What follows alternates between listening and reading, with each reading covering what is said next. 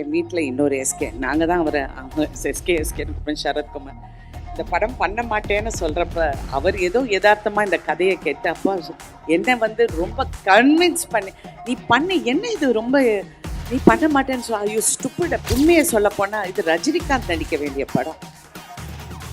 அவர் இந்த வேஷம் போட்டு நடிக்க மாட்டார். அது பெண்ணாக மாற்றி என்னை நடிக்க வச்சுருக்காரு. என்னை மேக்கப் போட போகும்போது எனக்கா போவோம், ஐயோ என்னையா பண்ணுறீங்க 4.5 மணி நேரம். I have to thank mister Kamal Haasan. அப்பா சாமி, அவர் வந்து உண்மையிலே சொல்லணும், ஒரு ரோலுக்கு நான் இவ்வளோ அழுவுறேன். அவர் எவ்வளோ ரோல்ஸுங்க சலிக்காம அவர் செஞ்சிருக்காருங்க. இனிமே பார்த்து கால் வைங்க, செய்யும் பார்த்து கால் வைங்க.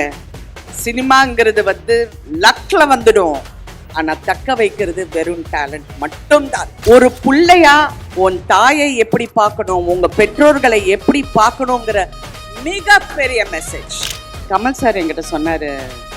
ராதிகா, நான் சின்சியரா சொல்றேன், எப்படியாவது பாரதி ராஜா சாரை கொண்டு வந்து இந்த படத்தை பார்க்கணும், ஹாஸ்பிட்டலுக்கு கூட்டிட்டு பார்க்கணும். ஏஞ்சி பாரு ராதிகா, அவ்வளோ நம்பிக்கை அவருக்கு. நான் சினிமாவுக்கு வந்தப்ப என்னை அவமானப்படுத்தின, என் தந்தையின் பேரை கூட சொல்ல விடாம என்னை அவமானப்படுத்தினவங்க நிறைய பேர் இருக்காங்க. அதுக்கப்புறம் ஒரு நாளும் நான் ராதிகான்னு தான் போட்டிருக்கேன் தவிர என் அப்பா தந்தை பேரை நான் போடவில்லை. ஏன்னா அவ்வளோ பேசினேன், தேவையில்லை, let me prove. And today நான் ப்ரௌடா சொல்றேன், தெனாவட்டோட சொல்றேன், எம்ஆராதா பொண்ணுங்கிறது நான் இன்னைக்கு நிரூபிக்கிறேன். 48 இயர்ஸ்னு சொல்றீங்க, பட் இன்னைக்கு வந்து இந்த மேக்கப் போடுறதுக்கு 5 மணி நேரம் ஆச்சுன்னு சொன்னேன். அதுக்கு எப்படி அந்த பொறுமை வந்தது என்று இந்த ஈவினிங் ஒரு சாட்சி தான். ரொம்ப பொறுமையாக நாங்கள் உட்காந்து இதெல்லாம் பார்க்குறோன்னா உண்மையிலே எல்லாருடைய, நான் என்ன பார்க்குறேன்னா எல்லாருடைய அன்பு, நம்பிக்கை, கஷ்டம், உழைப்பு, ஆனால் ஜெயிக்கணும் அப்படிங்கிற ஒரு குறி, அதை மட்டும்தான் நான் பார்க்குறேன். ஏன்னா நான் சிவாவை வந்து ரொம்ப வருஷமாக நான் பார்க்குறேன். நான் வந்து அவரை ஆங்கர் பண்ண போகும்போது நான் அப்படியே மேலோட்டமாக பார்த்துருக்கேன். அப்புறம் நடிக்க வந்தப்போ, அப்புறம் ஒரு நாள் நான் ஏதோ ஒரு படம், எந்த படம் மறந்து போச்சு, சூரிய, உங்களுக்கு தான் ஞாபகம் இருக்கும். நானும் சூர்யா நடிச்சிட்ருக்கப்போ வந்து நான் சும்மா அப்படியே பார்த்து சொன்னேன், சூரி இந்த பையன் ஒரு பெரிய ஆளாக வருவான் பாருங்க அப்படின்னு. சூரிய கிட்ட நான் அதை சொன்னேன். அவருக்கு ஏக சந்தோஷம். மேடம் நீங்கள் சொல்லிட்டீங்க, நீங்கள் நான் சொன்னேன், இல்லை என் மனசில் பட்டது நான் சொல்கிறேன். ஐ somehow had a feeling that he will become a very big, somebody big, but not வெறும் நடிகராக மட்டும் இல்லாமல் ஒரு நல்ல மனிதனாக அவர் வளர்ந்திருக்கிறார். இது நான் வெறும் பெருமைக்காக என் படம் தயாரித்தார் இதெல்லாம் நான் சொல்கிற ஆள் எல்லாம் கிடையாது. நல்லா இல்லைன்னா நல்லா இல்லைன்னு சொல்லிட்டு போயிட்டே இருப்பேன். பட் நான் அவரை ரொம்ப உன்னிப்பாக கவனிச்சிட்ருக்கேன். அவர் ஃபேஸில் ஈஸியாக ஒரு ரியாக்ஷன் இருக்காது. அவர் எப்போ எஸ் மேடம் அப்படின்ட்டு இருப்பார். ஆனால் அதுக்குள்ளே 1000 ஓடிக்கிட்டு இருக்கு. சி, கஷ்டப்பட்டவங்களுக்கு தான் தெரியும் அடுத்தவனோட வழி. நான் எப்பவுமே ஒரு மேடையிலேயே சொல்லுவேன். அப்போ ஸ்ரீபிரியா கூட சொன்னாங்க, பசியாப்பக்காரன் புளியாப்பக்காரன் சொல்லி, இல்லை, புளிச்சாப்பக்காரனுக்கும் பசியாப்பக்காரனுக்கு உள்ள வித்தியாசம்தான் இந்த சினிமா. எவ்வளோ பேரோட கனவை நான் பார்த்துருக்கேன், எவ்வளோ பேரோட பயணத்தை நான் பார்த்துருக்கேன். இந்த நீங்கள் 48 வருஷம் என்னை காட்டுறீங்கல்ல, நான் என்னை பற்றியெல்லாம் நான் ஒரு நாளும் கவலைப்பட்டதில்லை.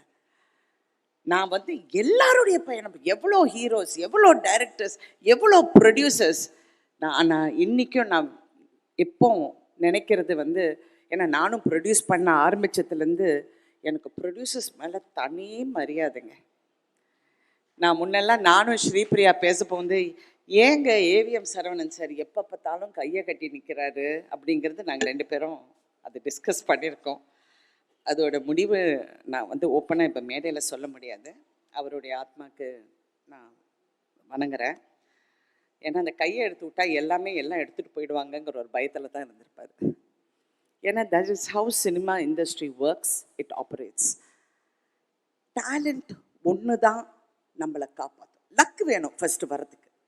லக்கு வந்து நான் சும்மா வீட்டு வாசலில் தண்ணி செடிக்கெல்லாம் தண்ணி ஊற்றிட்டு இருக்கும்போது பாரதி ராஜா அவர்கள் என்னை பார்க்குறாரு, என் வீட்டுக்குள்ளே வராரு. என்னை நடிக்க சொல்கிறாரு. என் மூஞ்செல்லாம் யார் பாப்பா? அதாவது தெனாவட்டின் உச்சம், கொஞ்சம் நஞ்சு. பட் அப்படி இருந்து இந்த பயணம் வந்து நான் போயிட்டு போயிட்டு அப்படியே வந்துட்டேன். 48 இயர்ஸில் ஒரு காலகட்டத்திலையும் என் லைஃப் வந்து அப்படி ஒரு டேர்ன் ஆகும். Thank you Siva and thank you another Sivakumar. என் வாழ்க்கைக்கு இன்னொரு டேர்ன் கொடுத்துருக்கீங்க. எனக்கு 2 எஸ்கேங்க. ஒன்று சிவகார்த்தியும் ஒரு எஸ்கே, என் வீட்டில் இன்னொரு எஸ்கே. நாங்கள் தான் அவரை எஸ்கேன்னு கூப்பிடுறேன், சரத்குமார்.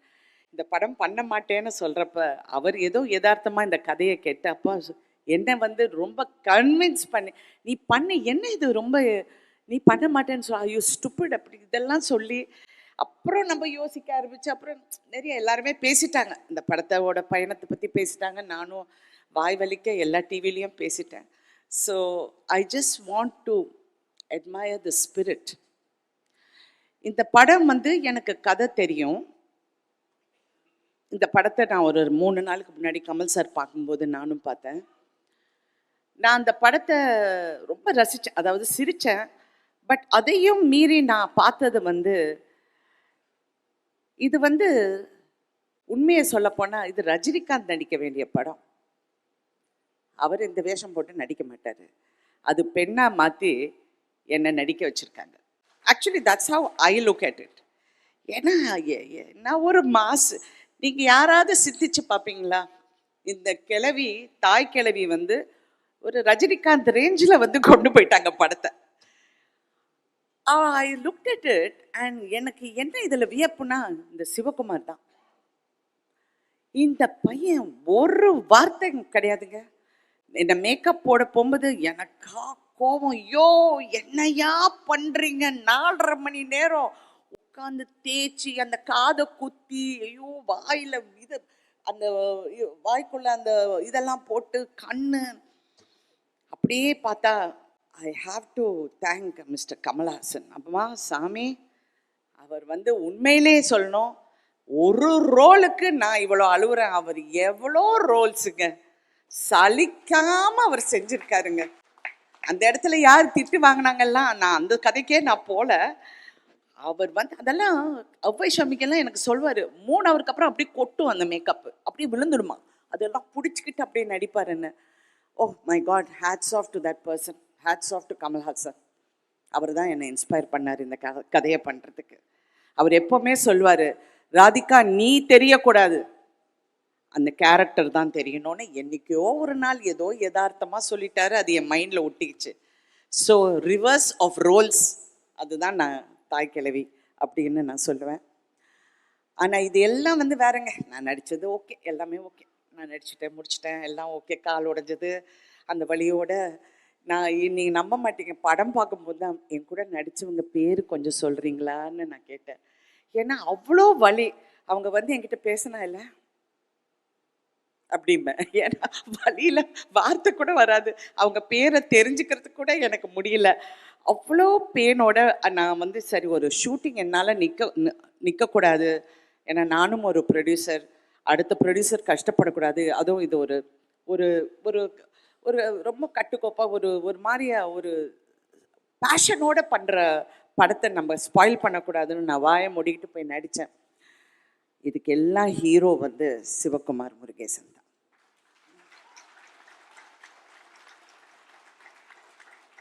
என்னுடைய கேரியரில் நான் பார்க்காத டைரக்டர்ஸ் இல்லைங்க. என்னுடைய குரு பாரதி ராஜா அவர்கள்லேருந்து, நான் ஒரு கே விஸ்வநாத்லேருந்து, பாபு சார்லேருந்து, இங்கே எஸ்பி முத்துராமன், நீங்கள் எவ்வளோ எந்த சங்கர் என்ன வேணாலும் சொல்லுங்கள், எல்லா டைரக்டர்ஸ் கூட நடிச்சிட்டேன், பாலச்சந்தர் சார் தவிர. அப்படி இருக்கும்போது இந்த பையன்கிட்ட ஏதோ ஒரு ஸ்பார்க், அவன் வந்து ஈஸியாக வெளியே வர மாட்டேங்க இந்த வார்த்தை. அப்போவே நான் நினச்சேன் இவன் ரொம்ப அமுக்கி. இந்த ரொம்ப பேசாமல் இந்த அமுக்கி நிற்கிறவங்களெல்லாம் லேசில் நீங்கள் நம்பாதீங்க. ஏன்னா அவங்களுக்குள்ள ஒரு ஃபயர் இருக்குது. தயவு செஞ்சு நான் பாலிடிக்ஸ் பேசுகிறேன்னு நினைக்காது. என் கணவர் போகும்போது என் கண்ணத்தை கிள்ளி வாயை கொஞ்சம் அடக்கி பேசுன்னு சொல்லிட்டு போயிட்டாரு. நான் சொல்கிறது வந்து அவரை பற்றி, சிவகுமார் முருகேசனை பற்றி. கரெக்டாக எஸ்கே? அவர் வந்து வாயில் இருந்தால், but I can see in his eyes how he was looking, calculating. அந்த ஷாட்டை எப்படி எடுக்கணும், எப்படி செய்யணும் அப்படிங்கிறது, அந்த திறமையை நீங்க கண்டுபிடிச்சிங்க பாருங்க சிவகார்த்திகேயன். ஃபேண்டாஸ்டிக்.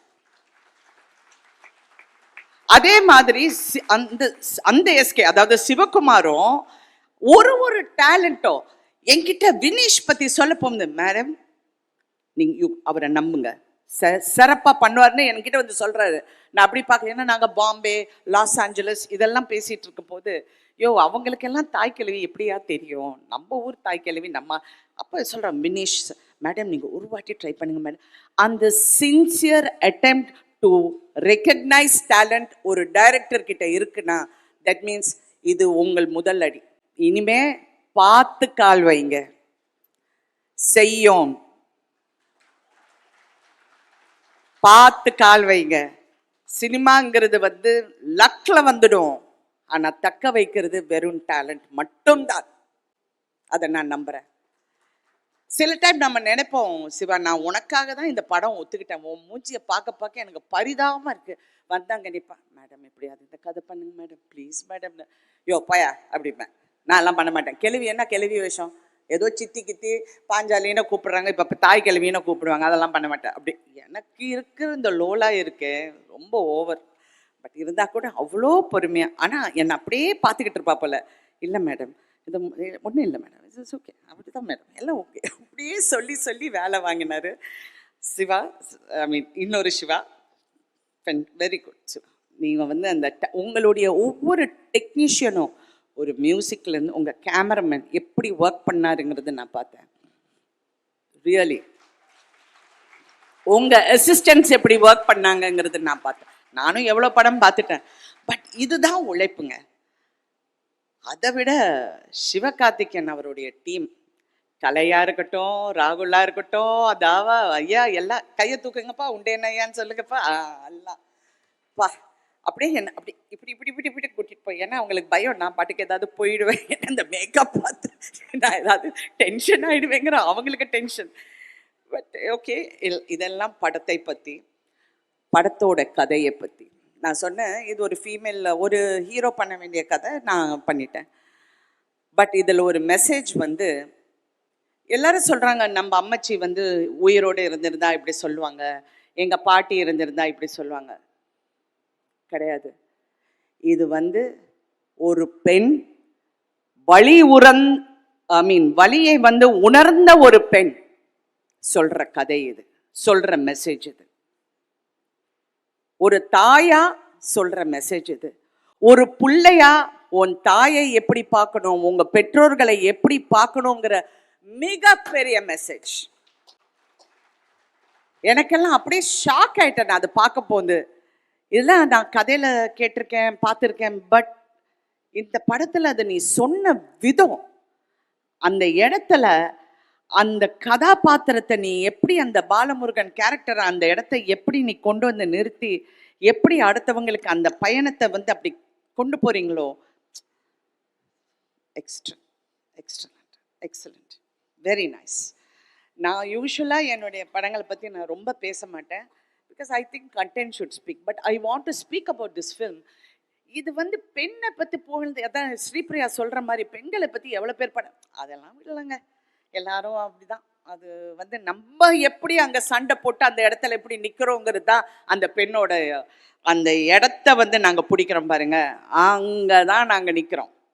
கரெக்டாலு தள்ளுவாங்க, என்ன வேணாலும் சொல்லுவாங்க, என்ன சொல்லுவாங்க, மேக்சிமம் ஒரு பெண்ணை திட்டினோன்னா கேவலமா பேசுவாங்க. ஓகே, ஓ வெரி குட், நெக்ஸ்ட் ஏதாவது புதுசா சொல்லுங்க. அப்படிதான் இருக்கணுங்க எல்லா பெண்களுக்கும், என் பொண்ணு உள்பட நான் சொல்றேன், இப்படிதான் இருக்கணும். டோன்ட் கேர், நம்ம focus is on the goal.